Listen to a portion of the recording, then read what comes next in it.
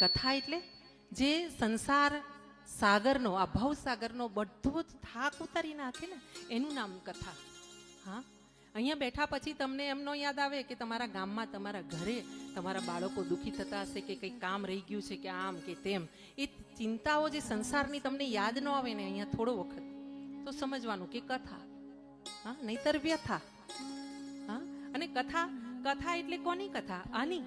આ મનુષ્ય બનીને જીવી ગયો અને પછી એવો પૂજાણો, એવા કર્મ કરી ગયો. હા, માના પેટેમાં, જશોદાના પેટે જન્મ લીધો મારા વાલાએ, અને એવું જીવન જીવી ગયો, એવા કર્મ કરી ગયો કે એને ભગવાન બનાવીને આપણે પૂજવો પડે છે. એના વગર એક શ્વાસ ખાલી જતો નથી.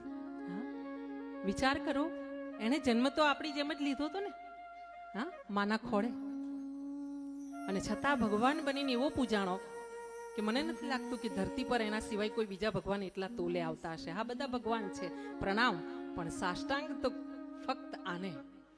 હા, કારણ કે ભગવાન જે નામ પડ્યું છે ને એ કૃષ્ણ માટે પડ્યું છે. હા, મહાદેવ હોય, રાજારામ હોય, ભગવાન એ તો મારો કૃષ્ણ. હા, પરમ પરમેશ્વર.